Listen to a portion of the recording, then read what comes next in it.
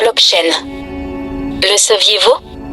Chaque 4 ans, de nouveaux millionnaires se créent à travers le monde grâce au Bitcoin et aux cryptoactifs. Une nouvelle révolution se passe à ton époque. De nombreux millions de dollars circulent en l'air chaque jour sans que tu n'y aies accès. De nombreux experts prédisent un Bitcoin à 206 000 dollars d'ici 2025. Voulez-vous être millionnaire? À quoi ressemblerait votre vie au prochain bull market? Avez-vous déjà une bonne formation? Comment s'enrichir avec la blockchain? Une formation pour vous aider à tout comprendre sur la blockchain et à découvrir les meilleures opportunités et crypto-actifs inévitables pour s'enrichir. Ventura Blockchain Training. Contactez-nous sur WhatsApp pour rejoindre +23 76 83 06 44 45 / +97 15 25 72 62 81.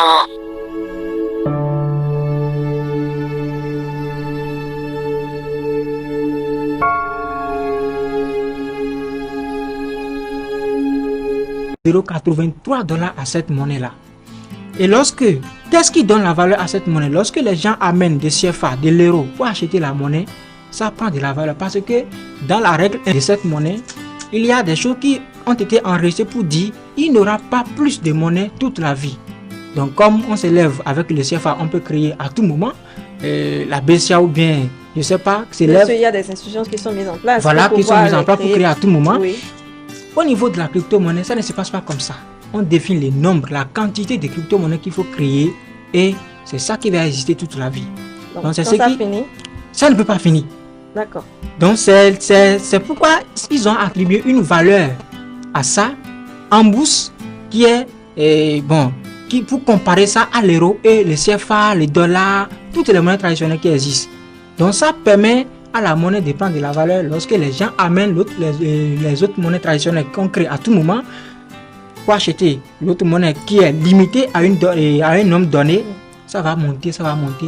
Donc aussi longtemps que les gens continuent toujours d'injecter l'argent traditionnel sur ça, oui, ça va toujours continuer à fluctuer, ça va toujours continuer à monter.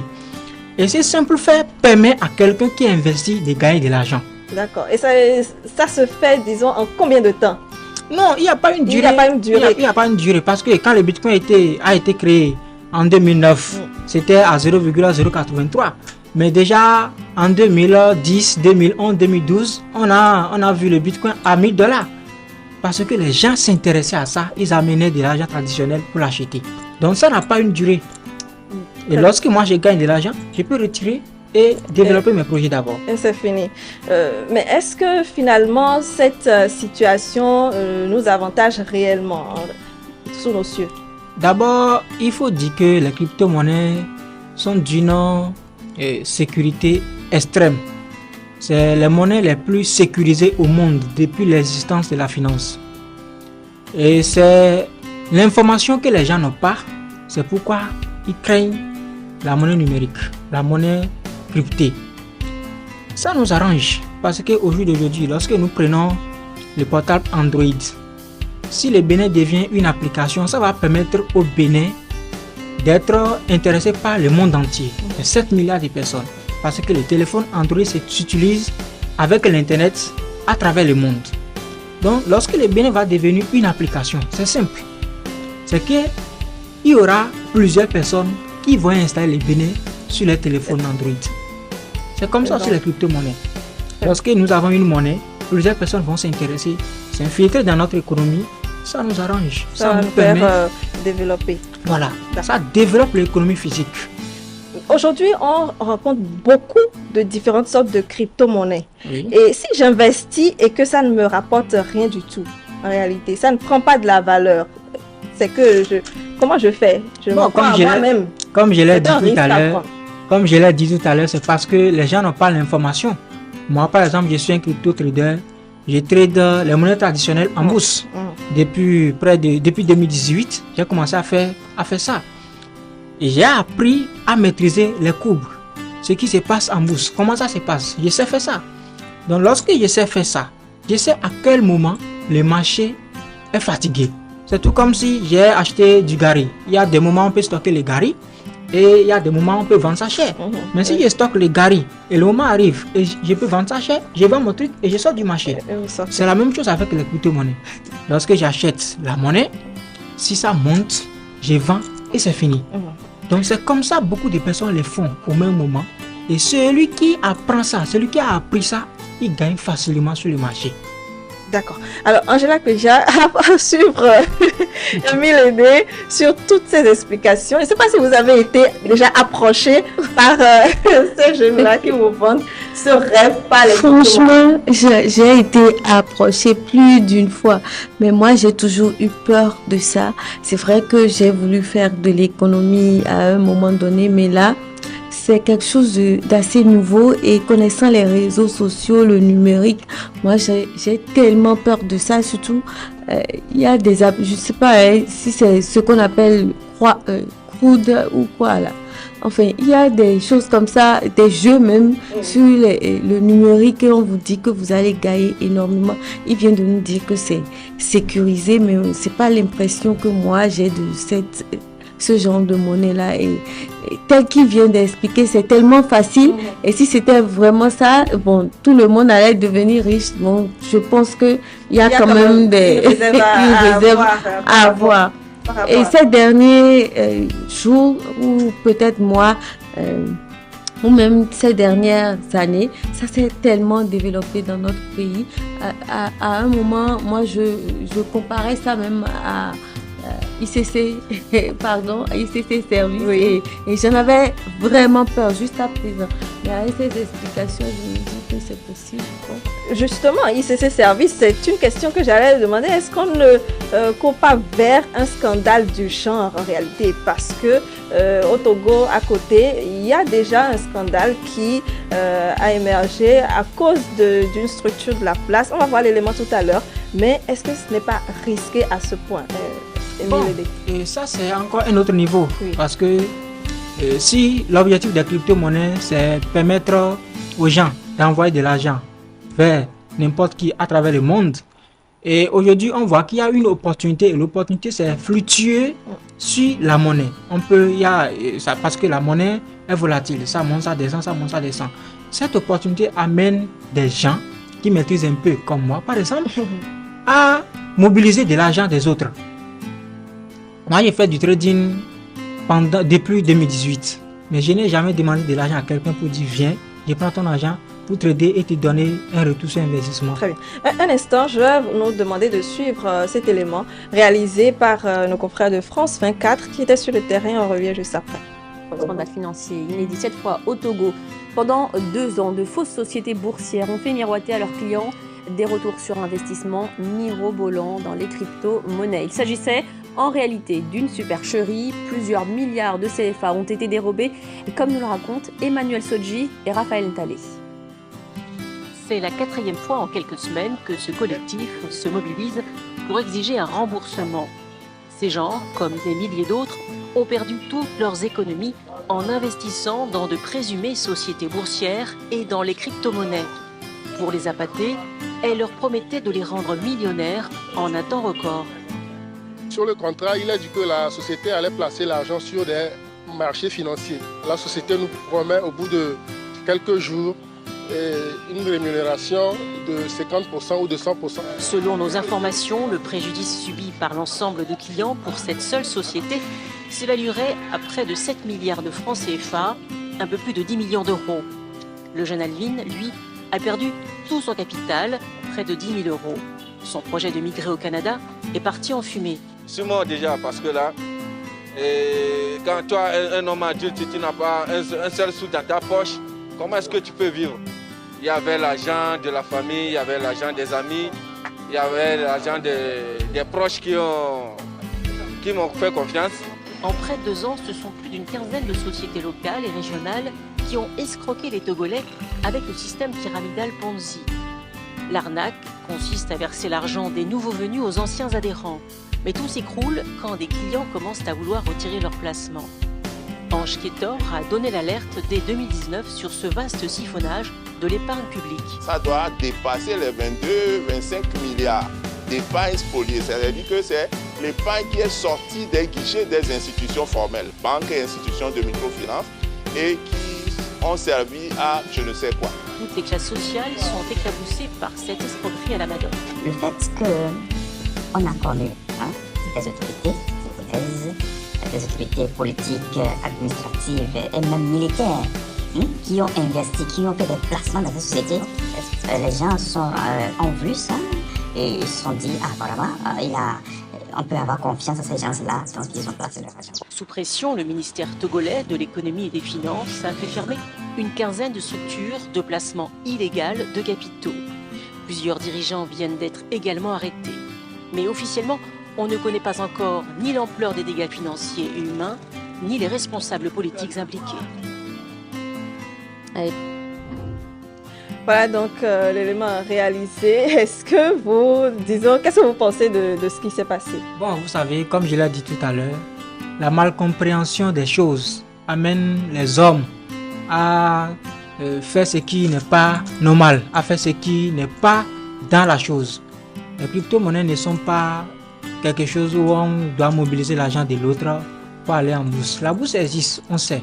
Les banques vont en bourse, les institutions financières vont en bourse, les individus vont en bourse.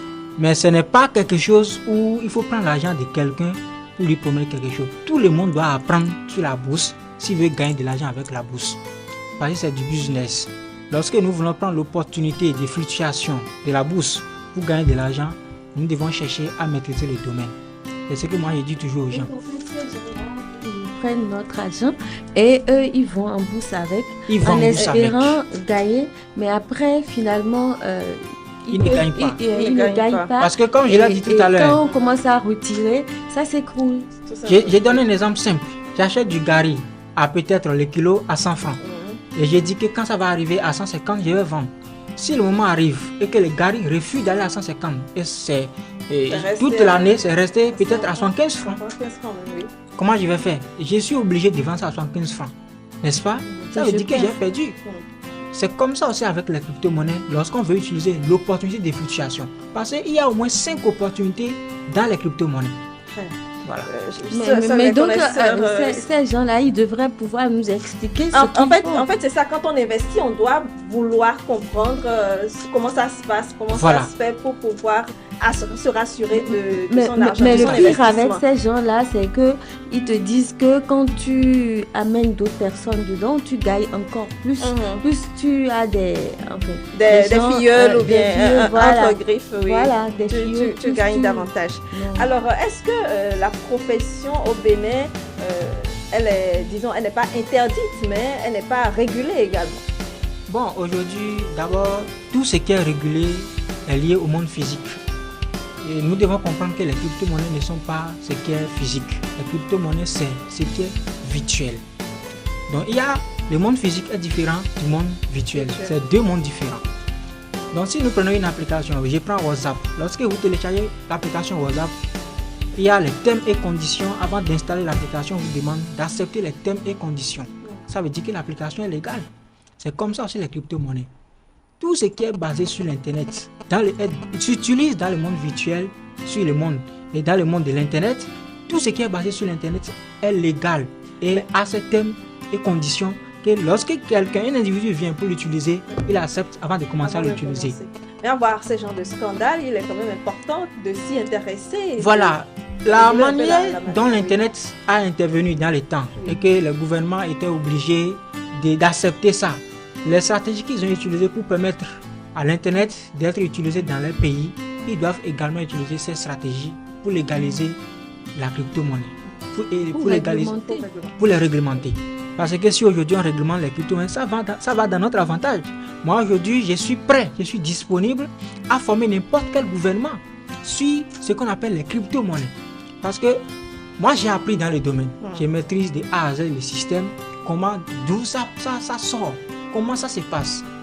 Moi, je maîtrise ça. Et je suis prêt à former gratuitement le gouvernement et même les individus. Gratuitement, vous êtes sûr? Gratuitement.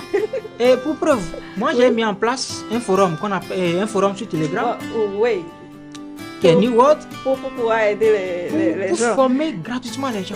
Très bien. Sur les phénomènes. Mais en réalité, c'est quand même un système qui inquiète aussi les services financiers dans le monde physique, comme vous le dites si bien, la BCAO, également l'UEMOA, qui alerte les gouvernants par rapport à cette situation qui ne se reconnaissent pas.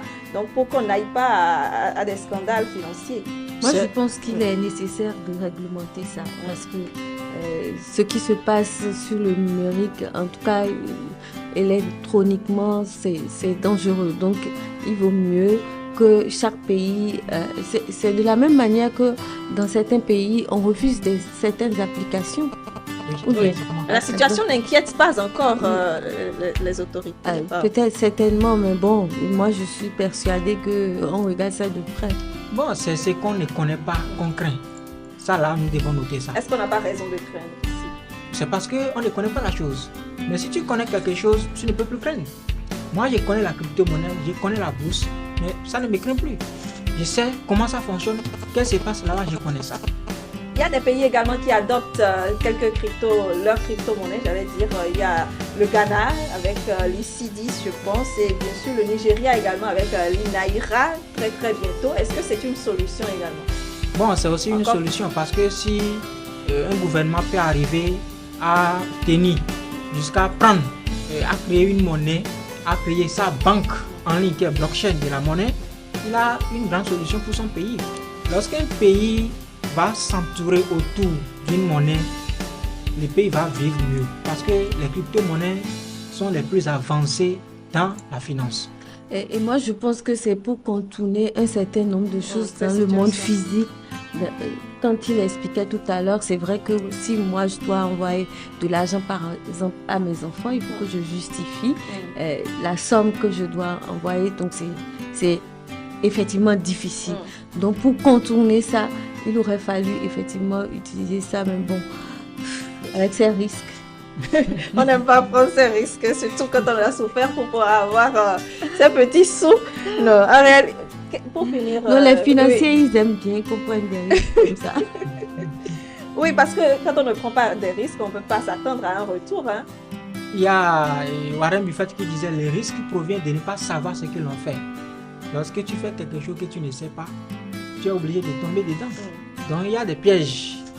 Moi, j'invite seulement les gens à maîtriser le domaine, à comprendre ça avant de se lancer. C'est ce que moi, je demande aux gens. Ça. En attendant, comment est-ce qu'il faut... Le trading, c'est bien. Hein? On gagne beaucoup d'argent quand on maîtrise le domaine. Oui. Donc, chacun maîtrise simplement. C'est fini. Mais c'est assez compliqué. Hein? Tout le monde n'a pas le temps de s'y intéresser. Donc, on a quand même envie de faire confiance à celui qui vient vous en parler maintes et maintes fois, de lui confier quand même une petite partie de notre épargne pour voir ce que ça va donner. Si on parle de temps, c'est là où je dois gagner, c'est là que je vais consacrer mon temps. Si la personne est occupée à faire d'autres choses, ça veut dire qu'il gagne mieux là-bas. Il n'a qu'à rester là et puis c'est fini. Donc, c'est comme ça que les gens doivent fonctionner. Ça doit être cette mentalité qui doit les avoir. J'ai mon temps, je consacre mon temps à ce qui peut m'arranger. Et puis c'est fini. Les jeux que les gens vont faire dans les Calypso et autres, là, les jeux où on paie, aujourd'hui on peut gagner. La crypto-monnaie n'est pas jeu. C'est pas un jeu. Non, mais il faut savoir jouer, il faut savoir quand est-ce qu'on vend. Hein?